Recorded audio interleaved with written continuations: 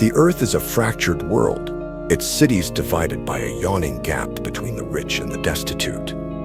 The bright promise of space exploration is overshadowed by social unrest. Streets are crowded with protests, while government leaders squabble in their ivory towers. This divided humanity stares into the vastness of space, uncertain of their place. On the surface, Earth's peacekeepers patrol a quiet world. Military forces remain stationed at their posts, distant from the wars raging beyond the star. Their readiness is a distant memory as the world enjoys an illusion of calm.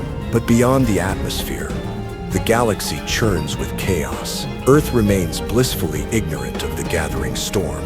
News trickles in from the far reaches of the galaxy. Alien civilizations clash in brutal conflicts. Rumors of a galactic war make their way to Earth, but no one seems willing to act. The government dismisses these threats as distant echoes, yet whispers grow louder, intergalactic powers maneuvering for dominance. For now, Earth is neutral, content in its ignorance, but humanity's future is hanging by a thread, and soon that peace will be shattered. Captain Elias Monroe stands in the dim light of his command center, the weight of his new role pressing on him. He's a man skilled in battle, but the notion of leading Earth's forces into an intergalactic war fills him with doubt. The world is fractured, and Monroe knows Earth is ill-prepared for what's coming. As the calls for leadership grow louder, he knows that this isn't the fight he wanted to lead, but it is the one that has been thrust upon him. Monroe's mind races as he reviews the data on Earth's military capability.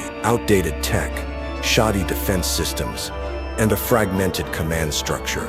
Earth is no match for the technologically superior alien invaders. He runs a hand through his hair. The military might of humanity is no match for the alien threats looming on the horizon. How can humanity stand against such an overwhelming force? His thoughts are a spiral of doubt. He wonders if their creativity, their spirit, can overcome this disadvantage. Monroe stands at the window, gazing out at the chaos below. He was once a peacekeeper, a protector of Earth's tenuous order. Now he is tasked with something far greater. The war machine is slowly grinding into motion, and Monroe is at the helm. He questions whether humanity's resilience will be enough. If Earth falls, it will be a slaughter. But if they fight back, can they hold on to their humanity? Monroe's internal conflict deepens. Leadership requires more than courage. It demands sacrifice, and he wonders if he's ready to make that sacrifice. The Suravath emerge from the void, their ships cutting through the stars with terrifying speed. Their first attack devastates a nearby star system, obliterating colonies with cold precision. Earth's monitoring stations catch glimpses of the alien fleet as it approaches. They are ruthless, methodical, and unyielding. News of their invasion spreads across Earth like wildfire. Panic grips the world. Humanity has never seen a threat like this before. A transmission comes through, showing the destruction of the Suravath fleet. Their war machines massive, alien constructs, tearing apart entire planet. The images are brutal, showing millions of lives lost in a single strike. The Earth's leadership scrambles to make sense of what's happening. This is no ordinary invasion. It is a statement of intent. The Suravath believe humanity is weak and insignificant, their survival a mere inconvenience to the galaxy. Monroe watches the footage with a sinking feeling in his chest. The reports come in. Earth's defenses are no match for the alien technology. The world is paralyzed by fear. The reality sets in. The Suravath are coming. The fear is palpable, and despite their bravado, humanity knows it's staring down the barrel of extinction. Monroe tries to rally his troops, but the crushing weight of the enemy's power makes it hard for anyone to believe they can win. For the first time in history, Earth faces the very real possibility of annihilation.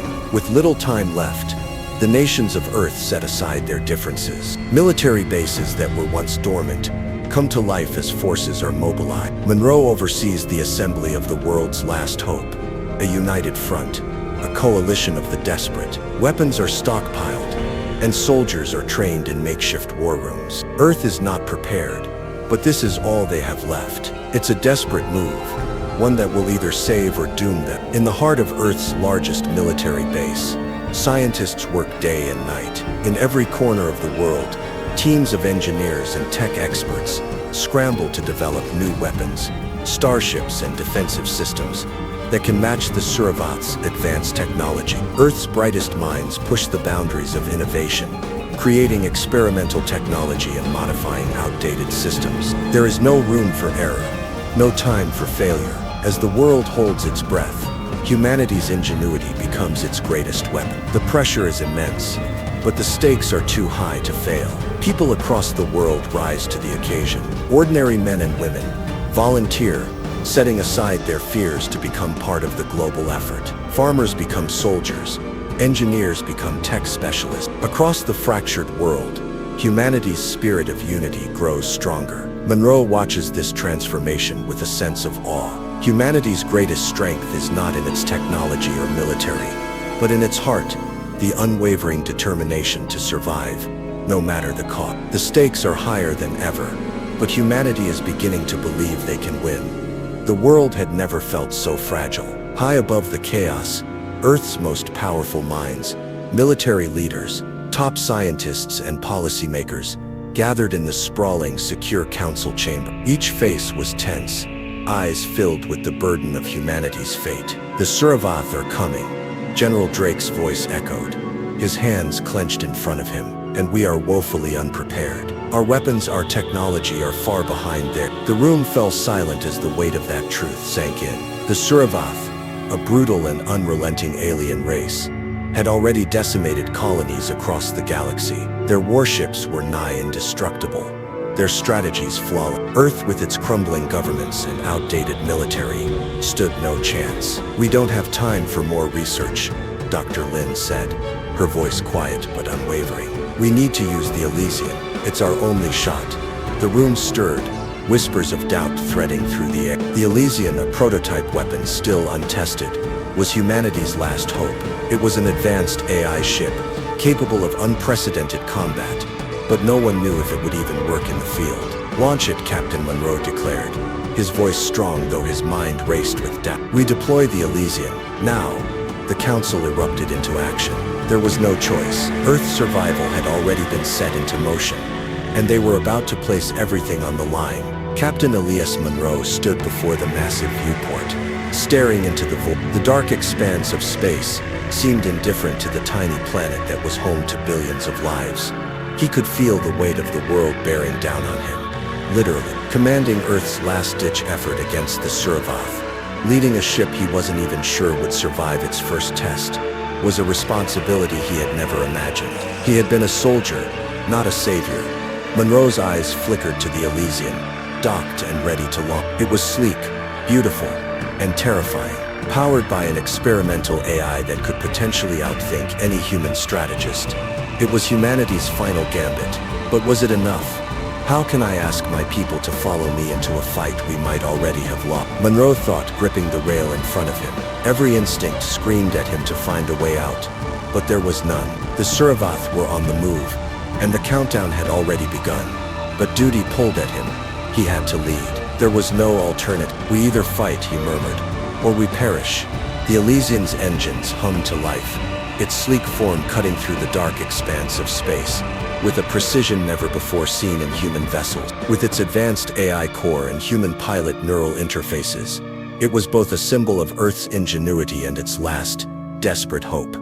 Initiating neural link, Commander Kira Jenkins said, as her fingers hovered over the interface. The link would allow her to connect with the ship on a deeper level, her thoughts syncing with its artificial intelligence, creating a synergy that could bring the Elysian's devastating firepower to bear.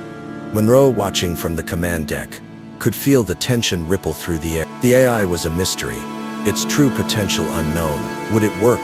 Could it truly push the human pilots beyond their limits? I've never done anything like this before, Jenkins muttered. Are we sure this is a good idea? Monroe nodded grimly. We don't have the luxury of second guesses. The Elysian's sleek frame cut through the stars, leaving Earth's atmosphere behind. It was their last hope, and the countdown had already begun. The first wave of Suravath ships arrived like a storm. The sight was overwhelming. Thousands of warships, each one capable of destroying entire fleets with a single strike. Their sheer numbers and advanced technology immediately pushed Earth's forces into retreat. Monroe gripped the command chair, His mind raced. The Suravath ships were as large as cities, their weapons bright streaks of death that shattered human defenses in an instant.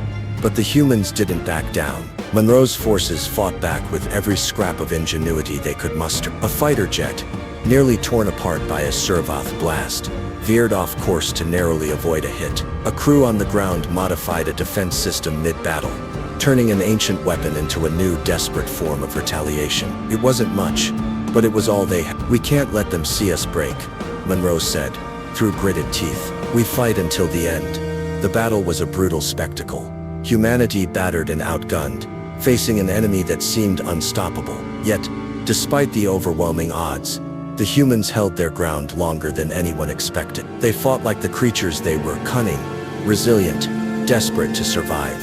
As the battle raged on, Earth's forces were on the brink of collapse. Ships were being destroyed faster than they could be rebuilt. Monroe's heart sank as he watched helplessly from the command deck. And then, without warning, the Elysian's AI activated something new, something unknown. The ship's energy output surged as if awakened by some forgotten protocol hidden deep within its code. "Captain," Jenkins shouted, her voice filled with disbelief. It's giving me something. The neural link was acting of its own accord, pulling at the pilot's instincts and pushing them to new heights. They were no longer just controlling the ship, they were the ship. "What is happening?" Monroe whispered, as he watched the AI unlock a surge of human potential, drawing out their unrecognized talents. The pilot's precision, their reflexes, everything enhanced. It was as if the ship was becoming an extension of their minds, an unstoppable force that had never existed before. With newfound strength, the humans fought back, striking the Suravath with terrifying precision. They were no longer just surviving, they were winning. The Suravath were unprepared for this. They had underestimated humanity, believing their technological dominance would crush Earth without a second thought. But now, as Earth's forces struck back with force and creativity, the Suravath realized their grave mistake. Monroe's voice crackled over the comms. "They're retreating. We've got them off balance. Keep pushing." The Suravath ships reeled from the sudden, unexpected resistance. The Elysian, its human crew now moving as one with the ship's AI, struck blow after blow. The once unstoppable enemy was being forced to rethink everything. The tide was shifting, but Monroe knew they hadn't won yet. There was still a long way to go, and the cost of victory would be steep. But for the first time, Earth had shown the Suravath that they were not the helpless prey the invaders had thought them to be. The Elysian's new power was undeniable, but so were the losses. Every step forward came with the sacrifice of lives, ships, and resources. Earth's forces were holding their ground, but there were more battles ahead, more challenges to face. "The Suravath won't stop," Monroe said, standing over a map of the battlefield. "Neither can we." The war was far from won. The future was uncertain, but humanity's resolve had never been stronger. They had fought back against the impossible, and they would continue to fight, no matter the cost. The battle had raged for days. The Suravath, the alien invaders, had underestimated humanity's resilience. Their technology was far superior, their warships massive. But what the Suravath hadn't counted on was the sheer ingenuity of the human spirit. "We've been forced into a corner, but this is where we shine. We adapt, we serve." The humans, their backs against the wall, began to fight back with a tenacity that shocked the Suravath. Every setback only fueled their drive. With limited resources and knowledge, Earth's forces reverse-engineered the alien tech left behind from skirmish. Weapons previously thought impossible began to emerge, sparking hope in the hearts of the beleaguered soldiers. A new prototype weapon, cobbled together from scavenged materials, lights up the battlefield. A human fighter, using a plasma rifle engineered from Suravath tech, fires at an alien warship. The blast is small but precise, weakening the ship's shields. It was no longer about brute strength. It was about the humans used their unpredictability to their advantage, forcing the Suravath into a corner. Their enemies began to question their tactics, unsure of how to deal with this unexpected foe. "We've got them on the run. Keep it up. Humanity's not done yet." Captain Elias Monroe had always been a reluctant leader, a man of strategy, of calculated risks. He had never believed in humanity's ability to overcome a force like the Suravath. But the war had changed him. Monroe thought, am I really the leader they need, or am I just the only one left standing? He'd seen his share of losses. Friends, comrades, soldiers who fought with courage, only to fall in the wake of an enemy that had no regard for human life. But as the tides of war shifted, so too did Monroe's view of humanity. He saw a flicker of hope in the eyes of his people. They weren't just fighting for survival anymore. They were fighting to preserve something larger than themselves. They were fighting for what it meant to be human. Monroe, standing in front of a holographic map, points to strategic locations while his crew looks on, their faces filled with determination. Monroe commanding, "This is it. We don't fight with what we have. We fight with what we can make. Adapt or we die." And so Monroe became more than just a commander. He became a symbol of the indomitable human will. His leadership, once questioned, was now the beacon of hope for Earth's people. The Servath were not accustomed to losing. The shocking turn of events had unsettled their leadership. Zalvarik, the unyielding warlord, watched as his forces faltered before the human resistance. Zalvarik, commanding, "Prepare for total annihilation. We will erase them from the stars." Zalvarik's pride had been wounded. Earth's unexpected ingenuity had shattered the Servath's perception of superiority. And now the Servath were coming for humanity with everything they had. Their warships, massive and terrifying, descended on Earth with devastating force. But they hadn't prepared for what was to come. Servath ships launched devastating plasma strikes, but Earth's fighters, armed with newly crafted weaponry, fight back with coordinated, creative tactics. A human fighter craft, using reverse-engineered technology, slams into a Servath destroyer, causing an explosion that sends shockwaves through the battlefield. The clash grew bloodier with every passing hour, as the Servath forced humanity into a corner. But the humans refused to bow. Their resourcefulness, their resilience, became their greatest weapon. As the war dragged on, Earth's forces continued to innovate. Alien tech was no longer just a tool for survival.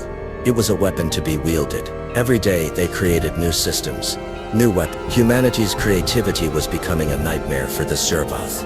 A human strike team infiltrates a Servath base, armed with alien-made cloaking devices and high-energy plasma grenades. They move with precision, taking out key targets and retreating before the Servath even know what hit them. The Servath, once so confident in their victory, now found themselves struggling to hold the line. Humanity's survival instincts were unmatched. With every strike, they not only defended their world, but also proved that their ingenuity was a force to be reckoned with. But as the war escalated, not all was well within Earth's ranks. Political leaders began to question the morality of their tactics. Some pushed for an immediate surrender, fearing the cost of continuing the fight. Others argued that survival at any cost was paramount. Monroe thought, am I doing the right thing? Am I leading us into damnation?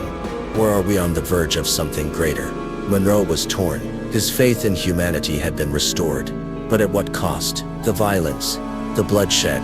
It was becoming harder to justify. As the war continued, factions formed on Earth. Some saw the war as an existential struggle, while others feared they had already crossed the line into something far darker. Monroe stood at a crossroads. The war was relentless, and the weight of his decisions bore down on him. He had led humanity through the fire, but now he had to decide whether to continue the battle, or seek a way to end the war without total annihilation. Monroe, to his crew, "We fought for survival.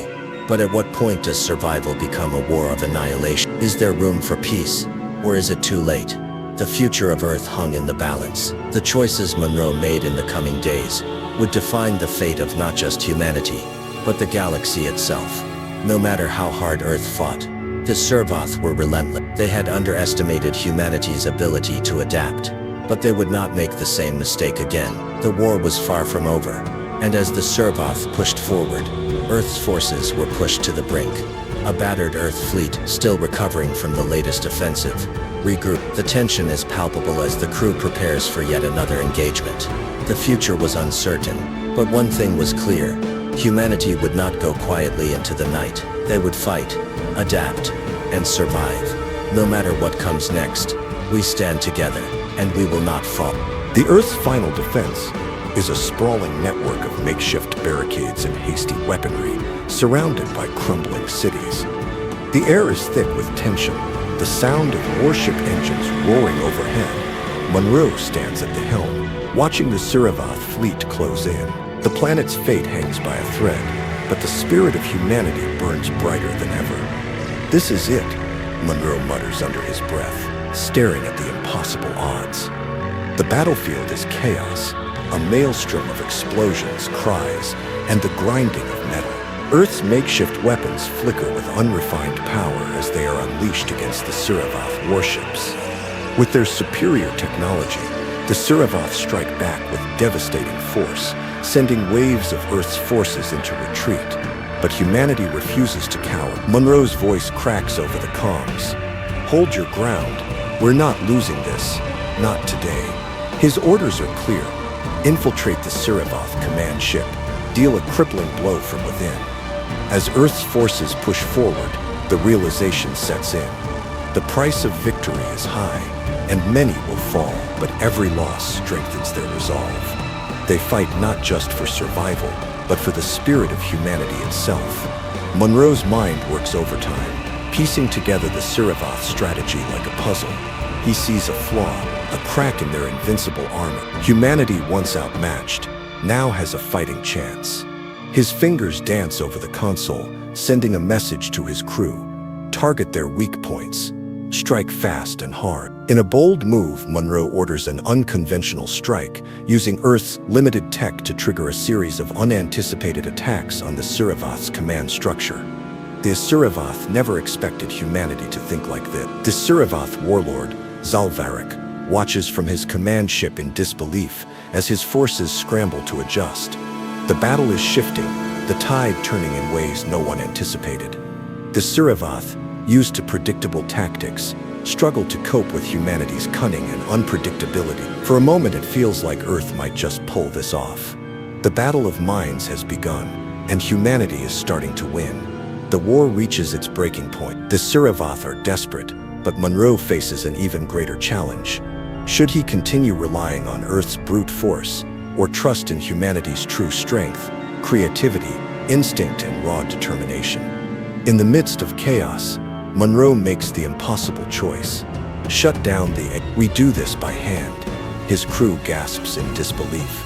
The Elysians' advanced AI, their last line of technological defense, is no longer an option.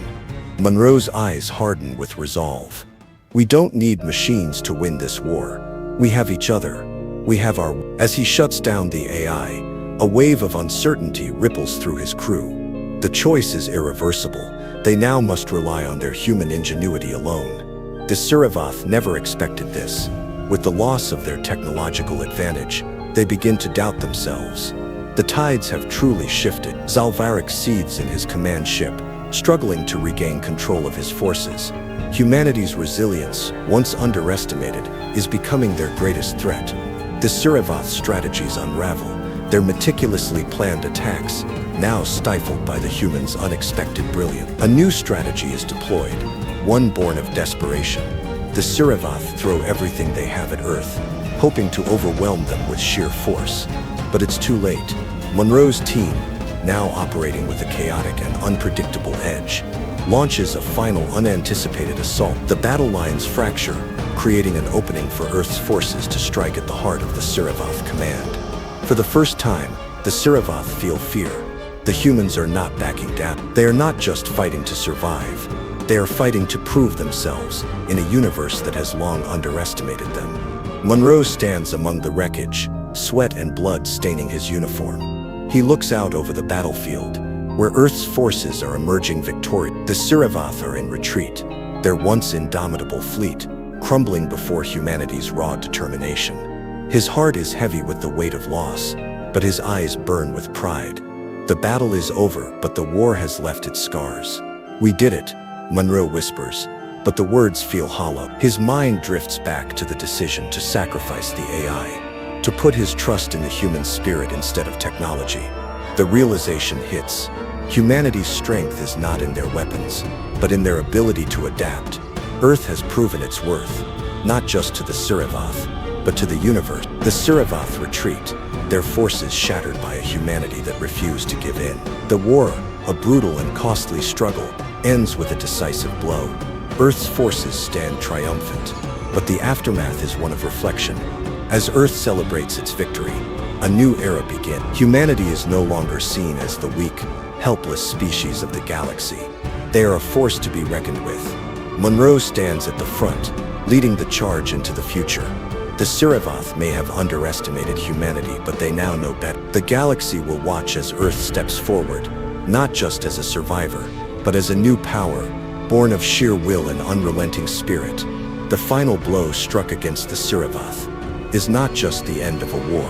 It is the beginning of a new chapter in the history of humanity. The battle was over in less than 5 hours, a mere blink in the vast timeline of galactic history.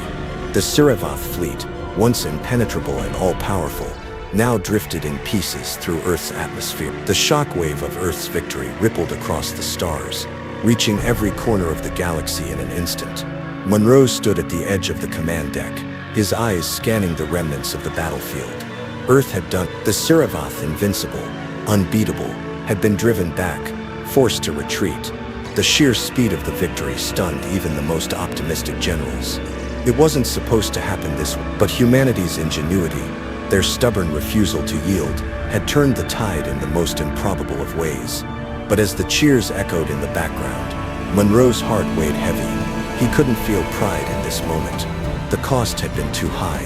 Victory, he whispered, his voice hollow. The reality of what humanity had achieved was settling in. This wasn't just a military victory. It was a shift in the cosmic order. Humanity, once an insignificant speck in the vastness of the galaxy, had proven itself. The Siravoth had underestimated them, and now no civilization would dare to dismiss humanity as weak ever again. But that power came with a cost. The war had scarred Earth, and its people were forever changed. The victory had not brought joy, it had brought reflection. The universe had seen Earth's resilience, but what would be the cost of that recognition? Monroe and his crew returned to Earth, not as conquerors but as weary survivors. The medals, the celebrations, the parades, none of it felt they had won, but the price of their victory hung over them like a shadow. Monroe walked off the ship, his mind heavy. There were no cheers in his heart, only a quiet recognition of the sacrifices made. Every decision, every death, had led to this moment, and in the quiet aftermath, he couldn't shake the feeling that Earth's true battle had just begun. "Do you think they'll ever understand?" Monroe asked his second-in-command, Leah, as they looked out at the damaged cities. Leah paused, her expression unreadable. "Maybe," she said, "but we'll rebuild. We always do." Yet the weight of leadership was more than Monroe could carry alone. The war had changed them all. Earth was no longer the home it once was. The scars, both on the land and in the hearts of the survivors, were too deep to ignore. The burden of leading the planet into a new era was his, but was humanity truly ready for the responsibility? Humanity had risen from the ashes, but now the galaxy had to reckon with what they had become. Earth was no longer a fragile, overlooked world. The victory over the Siravoth had placed them on the galactic stage as a force to be reckoned with. Every alien species, once dismissive of humanity's potential, now had to reconsider their assumptions. "Do you think they'll come for us now?" Leah asked, her voice tinged with uncertainty. Monroe's eyes hardened as he gazed out at the stars. "They will. But now we're not just fighting to survive. We're fighting to lead." The galaxy had been shaken to its core. New alliances were being formed, and old enemies were reassessing their strategy. Humanity's rise was a new chapter, but would they be able to hold their ground? The consequences of victory were far from clear. As Earth took its place among the stars, the future was as uncertain as ever. Would they maintain their unity, or would the temptations of power tear them apart? In the quiet aftermath, with the war now a memory etched in the stars, Monroe gathered his crew. The weight of everything they had endured settled on their shoulders. Yet in this moment of peace, it became clear they hadn't won because of their advanced weaponry or superior technology. They had won because of something deeper, something that could not be measured in terms of firepower. "We won because we were human," Monroe said, his voice carrying the truth of what they had achieved. His words resonated with those who had fought beside him. The true strength of humanity, he realized, wasn't in their technology. It was in their ability to adapt, to think beyond the confines of the expected. They had faced the impossible, and they had prevailed because of their creativity, their resilience, and their refusal to give up. In that moment, Monroe became more than just a leader. He became a symbol of humanity's spirit, a spirit that would continue to drive them forward as they navigated the uncertain future. They had proven to the galaxy that humanity's greatest strength was not in the weapons they wielded, but in the heart and mind of every person who refused to surrender. Their victory was a testament to what humanity could achieve, and the galaxy would never forget. The war was over, but Earth's scars would not fade overnight. The planet, once filled with vibrant cities, now lay in ruin. Crumbled skyscrapers, scorched landscapes, and the remnants of shattered lives told the story of the brutal conflict that had raged across the globe. Yet amid the devastation, there was hope. Humanity had survived, no, thrived. And in the days that followed, the rebuilding began.